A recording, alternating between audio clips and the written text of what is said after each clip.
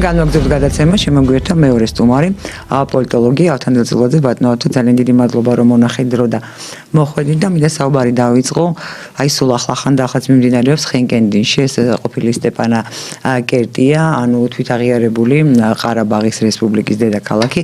ყოფილი საერთაშორისო მედია ფორუმი ჩაატარა აზერბაიჯანის პრეზიდენტმა, მანამდე იქ ეკონომიკური ფორუმი ჩატარდა, რომელსაც ესწრებოდნენ პაკისტანის თურქეთის თავისთავად და ირანის პირველი პირები. და ძალიან საინტერესო განცხადებები გააკეთა ილჰამ ალიევმა. თუმცა ეს ყოველთვის იყო დამახასიათებელი, ვთქვათ, აზერბაიჯანის პრეზიდენტის, მაგრამ აი ერთი მხრივ ჩვენ ვხედავთ, როგორი გამწვავდა ურთიერთობა მისი რუსეთთან და აპირებს, რომ უჩიოს საერთაშორისო სასამართლოში რუსეთს ჩამოგდებული სამოქალაქო თვითმფრინავის გამო, სადაც დაიღუპნენ აზერბაიჯანის მოქალაქეები, მგონი 90 ადამიანიდან 60 ადამიანი დაიღუპა, 2/3 და პარალელურად ალიევმა განაცხადა, ანუ მიმართა დასავლეთს და უთხრა, რომ თქვენი ცხოვრების წესია, ჩვენი ცხოვრების წესი და ნუ მოგვახოთ თავზეო.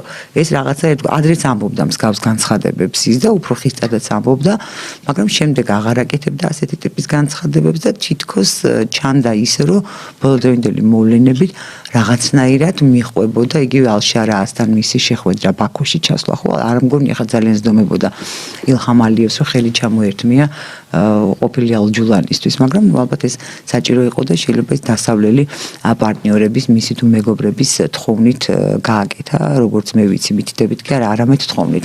ამის პარალელურად საინტერესოა ის ფაქტიც, რომ თითქოს სომხეთთან მოლაპარაკება. და სომხეთის პრეზიდენტი ძალიან საინტერესო მოძრაობებს აკეთებს ამ მხრივ, ერთი მხრივ ევროკავშირისკენ მიდის და მას პირდებიან უვიზო მიმოსვლას და ისე ახლოს სომხეთი არასდროს ყოფილა ევროპასთან, კაია კალასი რა ყველა ახლოსა ევროპასთან, მაგრამ ეს საქმეზე რომ მიდგება სხვა გეოგრაფიები აღმოჩნდება, მაგრამ ეს სხვა თემა არის და პარალელურად ამ პროცესზე უცებ თქვა ფაშინიანმა, რომ შანხაის თანამშრომლის ორგანიზაციაში სურს მას გაწევრიანება. მიმართა პუტინს, რომ კარგი ურთიერთობა თქვენთან, მაგრამ რუსეთში არის ძალები, რომელსაც სურს რომ აუკრძალო რუსული ტელეარხები სომხეთის ტერიტორიაზე, მე ამის გაკეთება არ მინდაო. გასაგებია, რომ რაღაც ორმაგ თამაშს ეწევიან, როგორც აზერბაიჯანის პრეზიდენტი, ასევე სომხეთის პრეზიდენტები.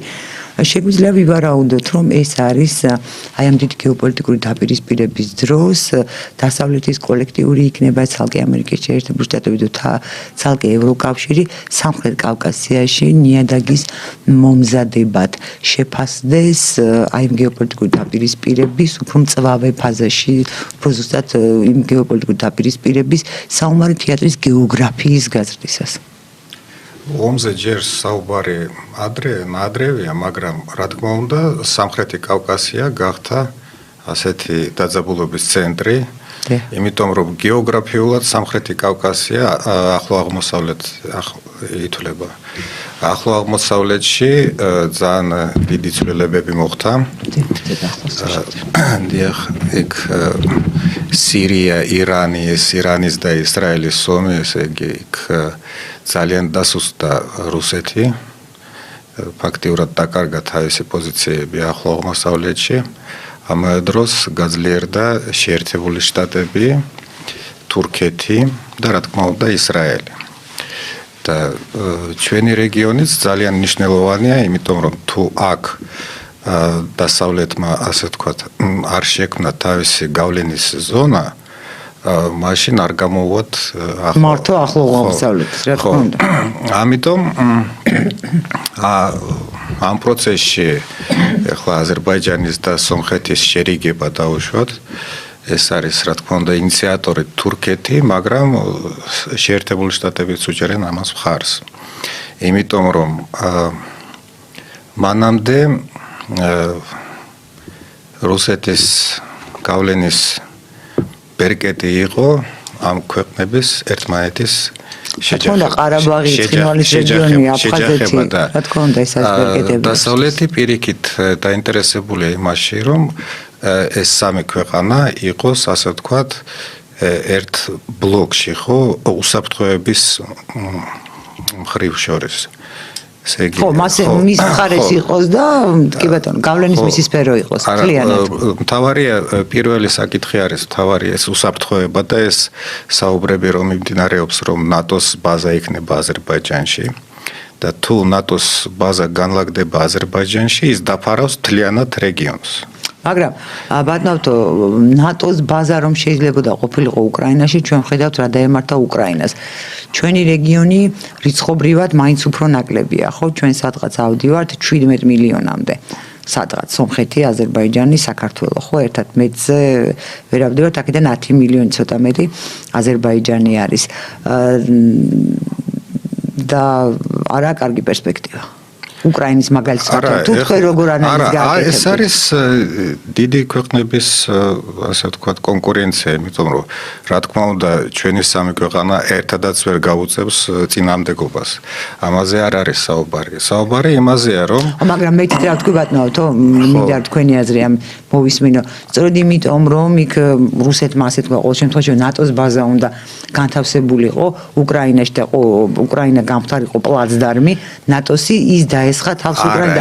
აქ რა დაუშლის მეთქი და არა, იქ უკრაინა იქ სხვა მიზეზები იყო, იქ მარტო ბაზაზე არ იყო საუბარი და რაც შეეხება აქ რა დაუშლის და ჯერ ეს ერთი თურქეთის ჯარი. შეერთებული შტატების მხარდაჭერა, ისრაელის პოზიციაც იქნება ყოველ შემთხვევაში იარაღით დაეხმარებიან.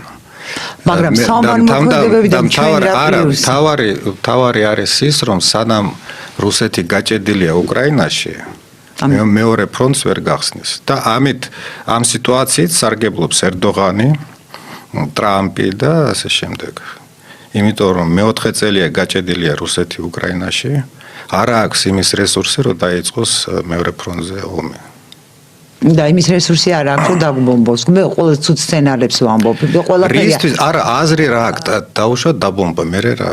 არა, აზრი არანაირი არ აქვს, ჩვენ გვავნებს. აზრი როდის ხდება რუსულ სახელმწიფოს ერთ-ერთი. არა, მაინც ნებისმიერ ასეთ ქმედებას აზრი უნდა კონდეს. მინდა თუ დაუშვა დაბომბა თბილისი, ბაქო, ერევანი, ხო? ან სამივე ერთად. კი ბატონო, მაგრამ ტრამპს როგორ მოელაპარაკოს? ამ შემთხვევაში ტრამპი ეუბნება ერთი ომი გააჩერე და ამან მეორე დაიწყოს. და ჩვენ ვიცით რომ პუტინს უნდა კი მოლაპარაკება ტრამპთან, ეგრე არც უნდა. არა, პუტინი არის ძალიან რთულ სიტუაციაში, ჩიხშიაში სული მისი პოლიტიკა, იმიტომ რომ ერთი მხრივ ძალიან რთული მდგომარეობაა ეკონომიკაში და მთავრობის მინისტრები ეუბნებიან, რომ მომავალ წელს უკვე არ გვექნება რესურსები, იმიტომ რომ იზრდება ბიუჯეტის დეფიციტი, ინფლაცია, ამიტომ და ვარდება ფასები, იკლებს ფასები ნავთობის. ამიტომ ეკონომიკური რესურსი ომის გაგრძელების არ არის. ამავე დროს ძალოვანები ეწინააღმდეგებიან მოლაპარაკებას, იმიტომ რომ თუ ომი არ იქნა, ძალოვანი სტრუქტურები კარგავენ თავის პოლიტიკურ გავლენას. ეხლა აკონტროლებენ პოლიტიკას, ართმევენ ბიზნესებს, ოლიგარხებს. ხო, ეს ძალოვანების ჯგუფი არის ძალიან ძლიერი დღევანდელ რუსეთში, მაგრამ თუ ომი არ იქნება, ამ შემთხვევაში თავის გავლენას დაკარგავენ.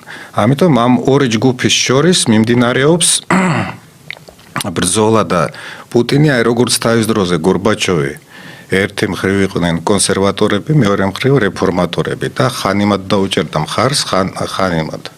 და პუტინიც ასე ცდილობს ერთი მხრივ ვითომ მოლაპარაკება ტრამპთან, მეორე მხრივ შეტევა უკრაინაზე. და გარკვეული სტრატეგია არ აქვს. და ზუსტად იგივე სიტუაცია ამ შემთხვევაში დასავლეთის ამერიკის შეერთებული შტატებიც ასე იქცევა, ხომ? აი დასავლეთი და ჩემთვის არის ძალიან არ ვიცი 2008 წლიდანაც გამოვიტანე მე დასკვნა ბუნებრივია და ეხლა მით უმეტეს უკრაინის სიტუაციას რო უყუროთ რაღაც სიტუაციას ტრაგედიას თუმცა უკრაინელებს გადასაწყვეტია ეს და მათი არჩევანია ბუნებრივია ვერ შეთანხმდნენ ბოლოს და ბოლოს ვინ მიაწვდის იარაღს უკრაინას და ვინ გადაიხდის ამ შეიარაღების ფულს ევროპა ევროპის მე არ მინდა როგორ შეთანხმდნენ არა უკვე შეთანხმდნენ როგორ საფრანგეთმა უარი თქვა იტალიამ უარი თქვა საიქ არა ცოტა სხვანი არა საფრანგეთი აი როგორ არის რო გითხრათ საფრანგეთი აწვდის იარაღს ესეც ხარჯია ესე იგი ფულს ხარჯავს იმ რო აწვდის თავის იარაღს მაგრამ რო დააფინანსოს ამერიკული იარაღი ამის საშუალება არ აქვს და გერმანია აფინანსებს ამერიკული იარაღს დიახ ესე იგი საფრანგეთი და იტალია იარაღს აწვდის საკუთარი წარმოების და მაგრამ არ უნდა რომ მე იყიდოს იგივე იარაღი ამერიკის გარო შეივსოს მარაგები როგორც ტრამპმა შესთავაზა ხო? საფრანგეთს აქვს თავისი სამხედრო ტრამპმა ხო ეს სქემა შესთავაზა ეს სქემა შესთავაზა დაუშვათ შვეიცარიას, აი შვეიცარია ყიდულობდა პატრიოტებს. დიახ. მაგრამ ეხლა შვეიცარიას უთხრეს თქვენ ცოტა დაელოდეთ სანამ ახალ წარმოებთო და ეს ამ პატრიოტებს იყიდის გერმანია და მიაწვდის უკრაინას, ასეთი სქემაა. ასე რომ პრინციპში იქ 10 მილიარდზე ახლა საუბარი და მე კიდე სხვა პაკეტებიც იქნება. დიახ, ანუ თქვენ ოპტიმისტურად უყურებთ უკრაინის შეერთებული ძალების პოტენციალს და ოპტიმიზმზე და პესიმიზმზე საუბარი ზედმეტია საერთოდ. აქ არის სიტუაცია როგორ ევროპაც და ტრამპიც უკვე აი ტრამპის პოზიცია შეიცვალა, იმიტომ რომ მაგათ აწყობთ ფრე ასე ვთქვათ, რომ არც ერთმა მოიგოს და არც მეორე. იდეალური იქნება. ხო, ამ ხრივ ტრამპის პოზიცია შეიცვალა რადიკალურად, იმიტომ რომ მანამდე ცოტა სხვანაირად იქცეოდა, არ აწვდიდა იარაღს, ბლოკავდა ამას და ასე შემდეგ და ახლა ტრამპი ჯერ ეს ერთი ზეწოლის ქვეშა იქ პრობლემები აქვს. ეს მაგა მოძრაობასთან ახლა ეს ეპშტეინის სკანდალი და ტარიფების ომი და სხვა ესე და თან პუტინი არ თანხმდებოდა მოლაპარაკებაზე. ამიტომ იძულებით შეცვალა პოზიცია. და ტრამპი ისეთი ხასიათის არის, რომ უფრო გაზრდის იარაღის მიწოდებას, ვიდრე ეს ბაიდენის დროს იყო. და ანუ სანამდე ყოფილა მხოლოდ უკრაინის ადამიანური რესურსი ეყოფა და იარაღის მიწოდების გაზრდა როგორც ამ ომში მაინც უკვე ტექნოლოგიებს, დრონებს, ასეთ იარაღს უფრო დიდი მნიშვნელობა აქვს ვიდრე რაოდენობას ჯარისკაცების. ეს არა პირველი მსოფლიო ომი, როდესაც მიდიოდნენ შეტევაზე მილიონობით. რა თქმა უნდა. ასე რომ იდეალი ასეთია. მაგრამ მილიონობით რომ მიდიოდნენ შეტევაზე სახმარეთ ოპერაცია იყო და ტერიტორიას იკავებდნენ. დრონები ტერიტორიას ვერ დაიკავებ. დრონები კლავენ მეტოქის ჯარისკაცებს. გასაგებია, მაგრამ ტერიტორია რომ დაიკავო, ქვეითი გჭირდება. მაშინ რა ტიპის ომია ეს? მაგრამ ეს ახალი ტიპის ომია, იმიტომ რომ ქვეითები ერთმანეთს არ ხედავენ, როგორც იყო ადრე. არის მე სხვა რამე ვიკითხე, ბატონო, თუ ეს მინდა რომ ამეხსნა თქვენი აზრი როგორი არის. თუ უნდა რუსეთის ტერიტორიის დაკავება, მაშინ ის უნდა შევიდეს ხმელეთით. თუ უნდა უკრაინას რომ დაიბრუნოს ის ტერიტორიები, რაც დაიკავა რუსეთმა, უნდა შევიდეს აი ამ დრონების თანამედროვე ტექნოლოგიების გამოყენების შემდეგ, უნდა შევიდეს ქვეითებით, ხო მართალი ვარ? უკრაინის სამოცანა არის უკრაინის სამოცანა არის დაიცვას ის ტერიტორიები, რომელსაც ახლა აკონტროლებს. რომელიც დარჩა ამას. შეტევაზე არაა საუბარი. ამიტომაც არ კარგავთ იმდენ ცოცხალ ძალას ხო, რამდენსაც რუსეთი. ბუნებრივია ის შეტევაზე გადმოდის და უფრო მეც დაკარგავს. იმიტომ რომ საბოლოო ჯამში გეგმა ასეთია, რომ ცეცხლის შეწყვეტა უნდა მოხდეს, აი ვინც ყველა თავის ადგილას დარჩება. რომ კორეის სცენარს ეძახიან. ჩვენთანაც ეს იყო ხოთეშ რუსეთ-თურქეთის ომის დროს, იმიტომაც გადის საზღვარი საქართველოს და თურქეთს შორის იქ სადაც გადის, რომ იმ დროს ქართული საჯარისო ნაწილები სადაც იქნებოდნენ იმ დღეს ლენინის და ათათურქის მოლაპარაკებაში იგავდოდა საზღვარი და სარბზე გადის ამიტომ. ნუ ეს იქნება დროებითი საზღვარი, იმიტომ რომ მერე დაიწყება მოლაპარაკების პროცესი, იმ ტერიტორიებს არცნობს დასავლეთი, რა თქმა უნდა. ოკუპირებულს, როგორც აი ჩვენი აფხაზეთი ხო არცნობს დასავლეთი. რუსეთის ტერიტორიაზე. აი დაახლოებით ასეთი აფხაზეთის ვარიანტი შეიძლება ასე ითქვას. ანუ თქვენ ფიქრობთ რომ ეს ულტიმატუმი 50 დღიანი, ანუ ცოტა თქვით რომ აი ტრამპი სხვანაირად ფიქრობს ახლა, რა ტერიტორიასაც დაიკავებს რუსეთი, ფაქტობრივად ეს იქნება მის ტერიტორია და შემდეგ შეიძლება რაღაც მშვიდობაზე ლაპარაკი. ხო, ცეცხლის შეწყვეტას სადღაც სექტემბერში. იმიტომ რომ სექტემბერში უნდა მოხდეს პუტინის და სი ძინპინის შეხვედრა და სი ძინპინის და ჩინეთის და შეერთებული შტატების შორის მიმდინარეობს ახლა მოლაპარაკების პროცესი, ტარიფებზეც ტარიფებზეც, უკრაინის ომზეც, ახლო აღმოსავლეთზეც, ჩვენს რეგიონზეც სხვათა შორის, იმიტომ რომ ჩვენ სულ რუსეთზე რო საუბრობ და აქ ჩინეთის ინტერესებია. კი. რატომ გვავიწყდება ჩინეთი? მე არ მოვიწყდება. ასე რომ იქ ეს მიმდინარეობს ასეთი გლობალური მოლაპარაკების პროცესი და ეს ტრამპს ეს 50 დღე უკვე 50 არა 45 თუ რამდენი დარჩა. ხო, ალბათ. 50-ზე ნაკლებია უკვე. ხო, ითვლიან ჟურნალისტები ამას. საქმე ეს ტრამპს დაჭირდა ეს ტაიმაუტი, რომ მოაგვაროს სხვა საკითხები დაუშვათ ჩინეთთან, თურქეთთან, ისრაელთან. და დროც მისცა რუსეთს, აბა შენიც ერთი რას დაიკავებო, რა? ნუ, რაც შეეხება ახლა სამხედრო ექსპერტები პრინციპში ამბობენ, რომ სტრატეგიულად სიტუაცია არ შეიცვლება ბრძოლის ველზე. განვარტოთ, რას ნიშნავს ეს სტრატეგიულად არ შეიცვლება? ანუ სადაც არიან დაახლოებით დაახლოებით ისე იქნებიან სექტემბერში სხვა. ამას ესე იგი ბავშვად ვივარაუდოთ ხო სექტემბერში დამთავრდა ეს ულტიმატუმის ვადა. ეს საზაფხულო შეტევა ჩავარდა. რუსეთში უნდა მიიღონ სექტემბერში ახალი ბიუჯეტი. ამ ბიუჯეტში ან უნდა შეამცირონ სამხედრო ბიუჯეტი, რომ ეკონომიკას ცოტა მისცენ საშუალება ხო? ამუშავდეს. ან და თუ აგრძელებენ ომს, უნდა დარჩეს ის ხარჯები, რაც აქვთ ახლა, ეს ნიშნავს დიდ დეფიციტს ბიუჯეტის, ინფლაციას და ეკონომიკურ კრიზისს მომავალ წელს. ასეთ გზაჯვარედინზე აღმოჩნდება პუტინი სექტემბერში. და თქვენ როგორ ფიქრობთ, გერმანიის და რუსეთის ომი არის გარდაუვალი? თქვენ ამ პერსპექტივას როგორ უყურებთ? ეს არის პროპაგანდა და პიარი ორივე მხრიდან. ომი, რუსეთის ომი ნატოსთან.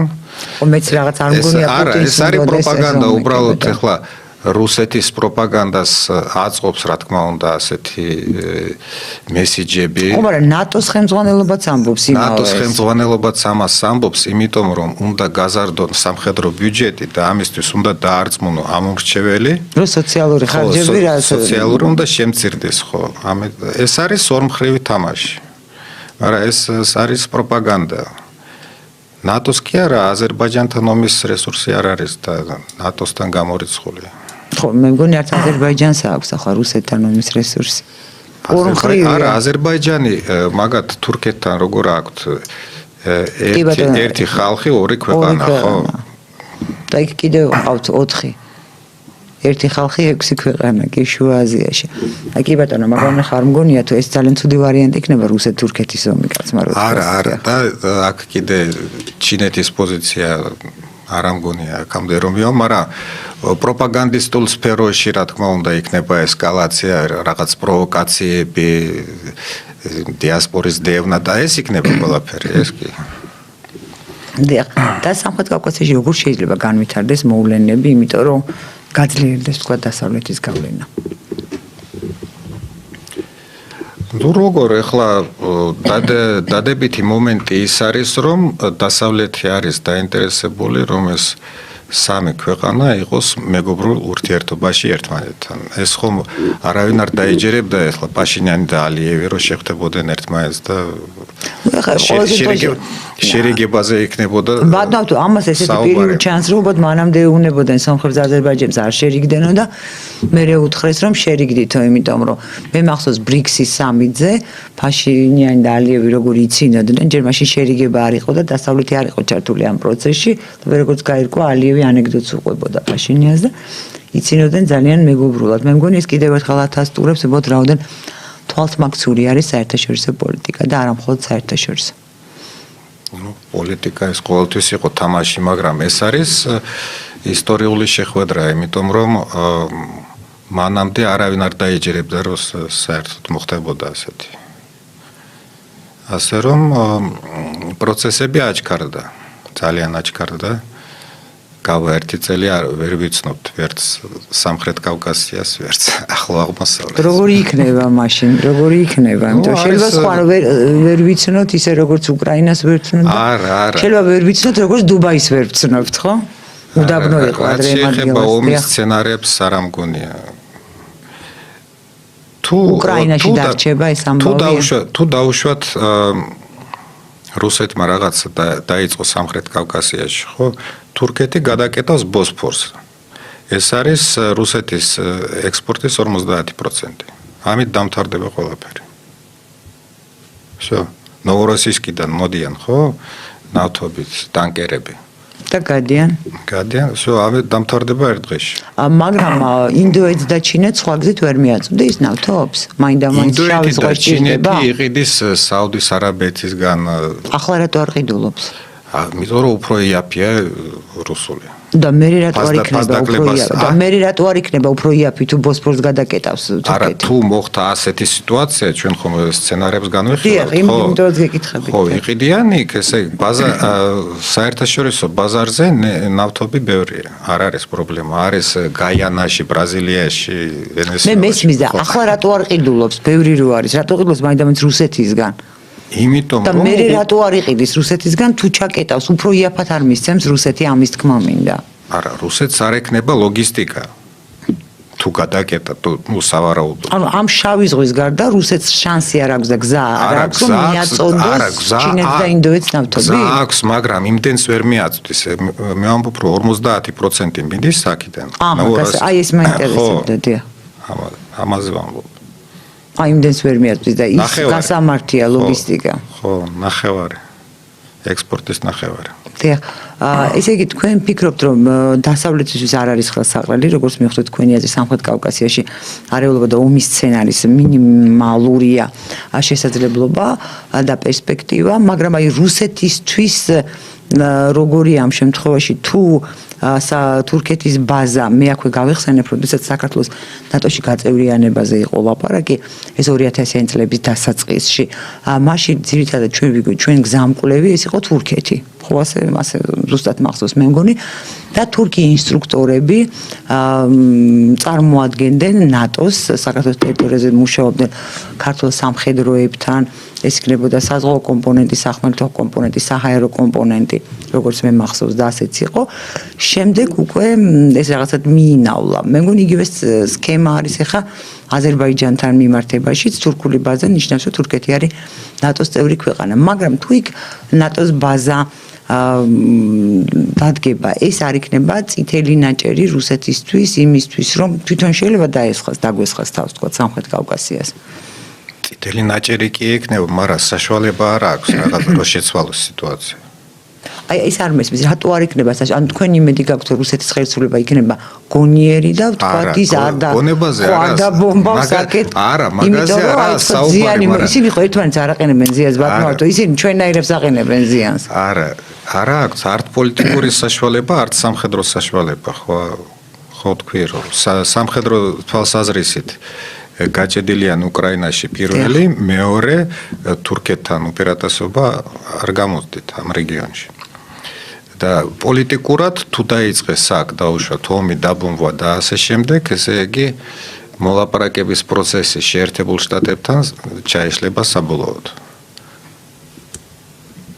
ამიტომ ვერ წავლენ ამაზე. წავლენ გაგრძელდება ჩემი პროგნოზი ასეთია, რომ საინფორმაციო ზეწოლა, პროვოკაციები და ასეთი ბერკეტები. რუსეთის მხრიდან სამხრეთ კავკასიაზე, აზერბაიჯანს და სომხეთზე? დაბოლოს ერთი წუთი დაგჭა, მინდა გკითხოთ, პაშინიანმა დაპატიჟა პეზეშკიანი სომხეთში. რატომ თქვენი აზრით? სომხეთს და ირანს ყოველთვის ჰქონდა კარგი ურთიერთობა. ნუ ალბათ ბალანსისთვის. თურქეთ ერდოღანთან რო ჩავიდა ამის დასაბალანსებლად? ხო, იმიტომ რომ პატარა ქვეყანაა სომხეთი და უნდა დააბალანსოს პოლიტიკა. მაგრამ მე განცხადებები არ მომისმენია ევროკავშირისგან, ახლა ჩვენგან რო კობახიძეს დაეპატიჟებინა პეზეშკიანი თბილისში, წარმომიდგენია რა მოხდებოდა. ეს ორმაგი სტანდარტი თქვენი აზრით მისი ბრალია, მაგრამ დუმს იქ ეს ყველა შეხვედრები ხდება, ასე ვთქვათ, დასავლეთთან მოლაპარაკებით. დასავლეთმა დართონება პეზეშკიანი დაეპატიჟებინა? ნუ პირდაპირ ალბათ არ დაურეკავთ, მაგრამ ყოველ შემთხვევაში არ ეწინააღმდეგებიან. აგრძნობინეს. ხო. გასაგებია ბატონ სამწუხაროდ ჩვენი გაცემის დრო ამოიწურა. მე იმედი მაქვს რომ მიიღო რა ინფორმაცია ჩვენმა მაყურებელმა და ასევე იმედი მაქვს რომ ეს დაბალანსების პოლიტიკა სხვათა ინტერესების ასიკეთოდ წაადგება ჩვენს რეგიონზე მართლაც მშვიდობიანი და განვითარებული პროცესები. ძალიან დიდი მადლობა თქვენ, ძალიან დიდი მადლობა ჩვენს მაყურებელს და მსმენელს. ჩვენ ერთმანეთს მშვიდობებით და შევხვდებით ხვალ 14 საათსა და 10 წუთზე ნახვამდის.